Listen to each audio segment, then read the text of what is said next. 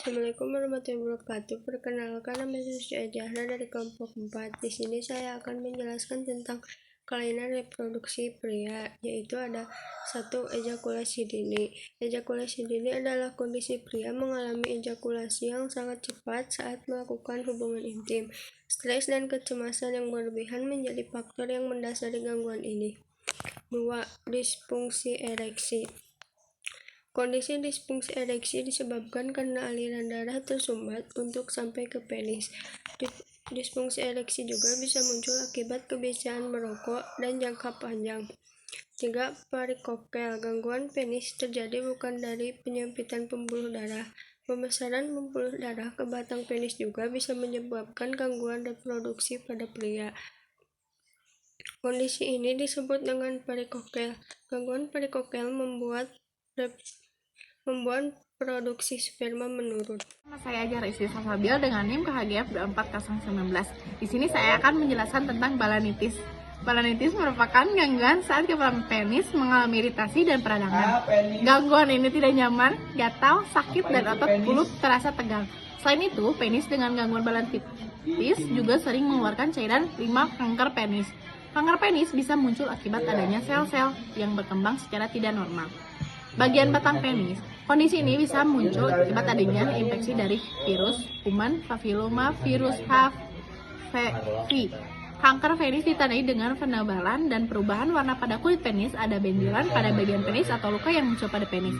Dan yang kelima, ada gangguan prostat.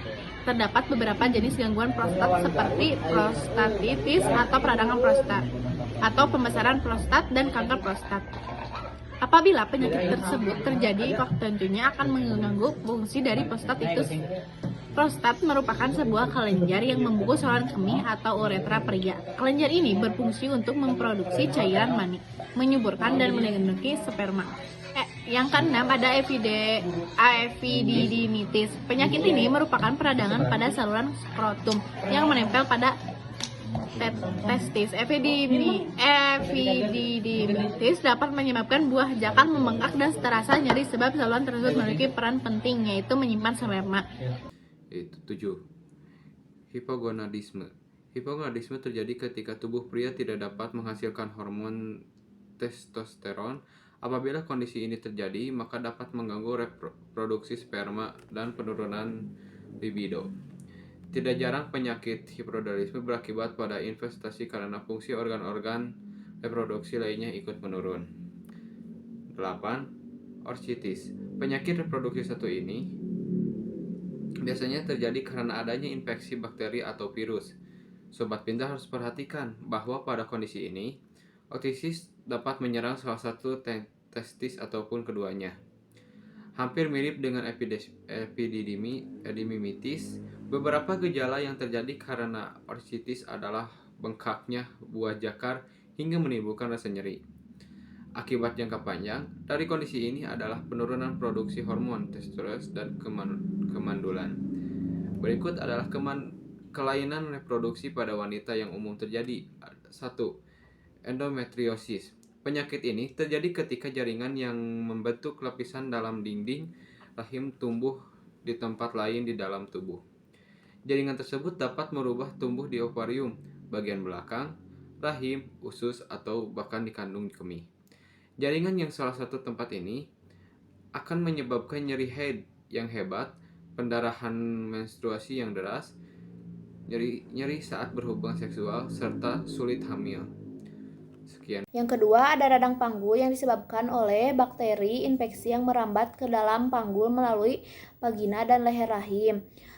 Penyebab dari radang panggul, penyebab utamanya adalah penyakit menular seksual.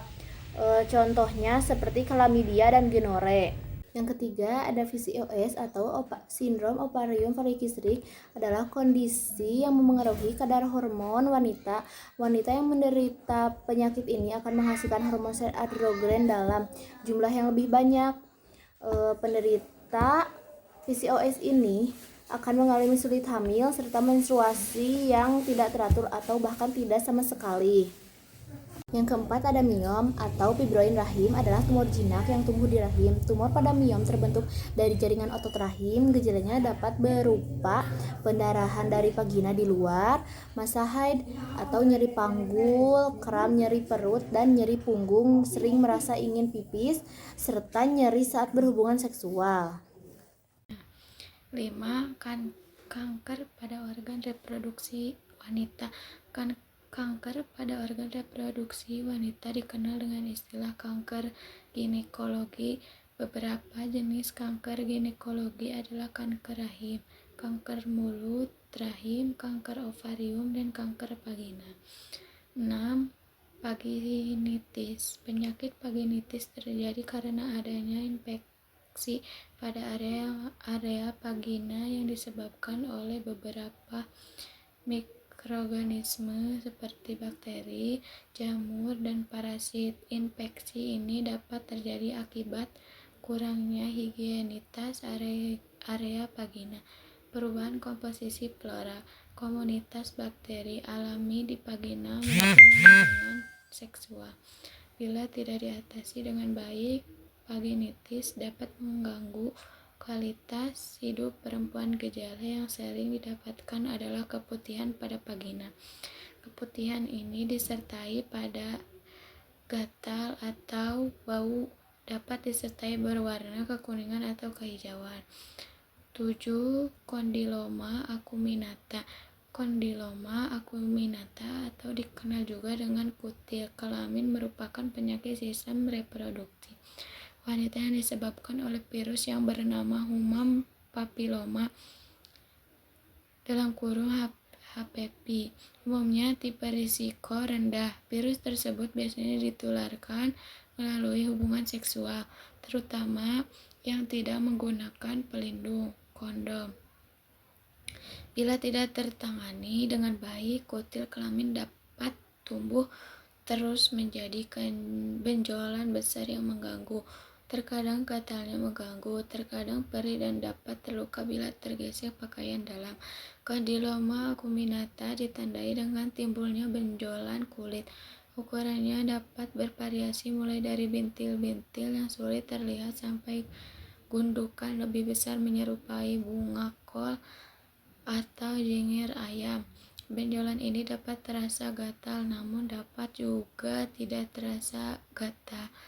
Sekian dari Yang dimaksud dengan kista adalah kantung berisi cairan dan ovarium adalah organ reproduksi yang memproduksi sel benih perempuan atau sel telur dan hormon reproduksi perempuan. Dengan demikian, kista ovarium adalah penyakit kista yang ditemukan pada indung telur bukan rahim. Penyakit ini disebabkan perubahan sifat jaringan menjadi terlalu aktif bertumbuh. Pada sebagian kecil kasus perubahan sifat ini dapat berubah lagi menjadi bersifat ganas, di mana pertumbuhan jaringan menjadi tidak terkendali sehingga menyebar dan merusak jaringan atau organ lainnya. Bila tidak ditangani dengan baik, kista ovarium dapat terus bertumbuh besar, membuat benjolan dalam perut yang mengganggu organ lain. Dan apabila perempuan tersebut mengalami kehamilan yang dapat mengganggu posisi janin, pada beberapa kasus kista ovarium dapat terpelintir dan menimbulkan nyeri berat. Selanjutnya, kanker serviks merupakan salah satu penyakit yang sangat umum terjadi di Indonesia. Kanker atau tumor ganas adalah penyakit di mana jaringan tubuh bersifat ganas atau bertumbuh terus secara tidak terkendali dan dapat menyebar serta merusak jaringan atau organ lainnya. Serviks atau leher rahim merupakan bagian rahim perempuan yang menghubungkan rahim dengan vagina.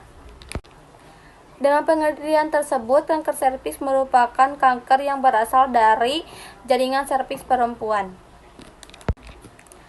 Kanker serviks utamanya disebabkan infeksi virus human, terutama tipe risiko tinggi, yang mengubah sifat jaringan di serviks dari bersifat normal menjadi bersifat ganas. Bila ditemukan sudah pada stadium lanjut, derajat penyakit sudah parah. Risiko menimbulkan kematian lebih besar.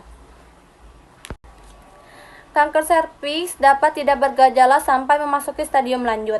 Gejala yang dapat dirasakan oleh perempuan dengan kanker serviks yaitu dapat berupa keputihan yang berbau busuk, pendarahan pasca berhubungan seksual, dan sebagainya. Gejala kista ovarium dapat berupa terasa benjolan di dalam perut bawah. Benjolan ini dapat berukuran kecil, dapat pula membesar seiring terjadinya waktu. Berikut adalah beberapa tips untuk mencegah terjadinya penyakit reproduksi. Yang pertama, menjaga kebersihan. Pastikan untuk selalu membersihkan organ intim, terutama setelah buang air. Cara membersihkan vagina setelah buang air yang ideal adalah membasuh dengan air bersih dari depan ke belakang. Setelah itu, keringkan vagina dengan diseka menggunakan tisu sekali pakai. Selanjutnya, area vagina dijaga tetap bersih dan jangan lembab. Yang kedua, konsumsi makanan sehat. Sangat dianjurkan untuk mengkonsumsi makanan kaya akan protein, lemak sehat, antioksidan, serat, vitamin, dan mineral. Beberapa contoh makanan yang sangat baik untuk organ reproduksi adalah tomat, tuna, dan makerai karena kaya akan nutrisi yang baik. Namun, bila sobat pintar punya makanan favorit lain yang juga kaya nutrisi, boleh juga untuk terus mengkonsumsi makanan sehat tersebut. Yang ketiga, yaitu hindari seks berisiko. Penyakit reproduksi juga rentan terjadi karena bakteri yang ditularkan melalui hubungan seksual. Berhubungan seksual dengan lebih dari satu pasangan memiliki risiko paparan dengan semakin banyak bakteri yang dapat berpindah saat hubungan seksual. Semakin banyak bakteri yang dapat berpindah saat hubungan seksual. Dengan begitu, sangat penting untuk menghindari kebiasaan hubungan seksual dengan pasangan yang berbeda-beda tanpa pengaman. Demikian penjelasan penyakit kista ovarium dan kanker serviks dari saya. Mohon maaf bila ada kesalahan. Wassalamualaikum warahmatullahi wabarakatuh. Cara pencegahan, tips untuk mencegah terjadinya penyakit pada sistem reproduksi. Cara pencegahan, melihat akibat dari gangguan reproduksi dapat menjadi fatal. Sangat penting bagi sobat pintar untuk terus memperhatikan kesehatan organ reproduksi. Cara-cara untuk mencegah terjadinya penyakit reproduksi, yang pertama, menjaga kebersihan. Pastikan untuk selalu membersihkan organ intim, terutama setelah buang air. Cara membersihkan vagina setelah buang air yang ideal adalah membasuh dengan air bersih dari depan ke belakang. Selanjutnya, keringkan vagina dengan diseka menggunakan tisu sekali pakai. Selanjutnya, area vagina dijaga tetap bersih dan jangan lembab. Yang kedua, konsumsi makanan sehat. Sangat dianjurkan untuk mengonsumsi makanan kaya akan protein, lemak, antioksidan, serat, vitamin, dan mineral. Dan lemak pun harus lemak yang sehat. Terus beberapa contoh makanan yang baik untuk organ reproduksi adalah tomat, tuna, dan makarel, karena kaya akan nutrisi baik. Namun, bila sobat pintar punya makanan favorit lain yang juga kaya nutrisi, boleh juga untuk terus mengkonsumsi makanan sehat tersebut. Nah, yang ketiga, hindari seks berisiko. Penyakit reproduksi juga rentan terjadi karena bakteri yang ditularkan melalui hubungan seksual. Berhubungan dengan lebih dari satu pasangan memiliki risiko paparan dengan semakin banyak bakteri yang dapat berpindah saat hubungan seksual. Dengan begitu, sangat penting untuk menghindari kebiasaan melakukan hubungan seksual dengan pasangan yang berbeda-beda tanpa pengaman. Mungkin sekian pemaparan dari saya. Terima kasih. Wabillahi taufiq wal hidayah. Assalamualaikum warahmatullahi wabarakatuh.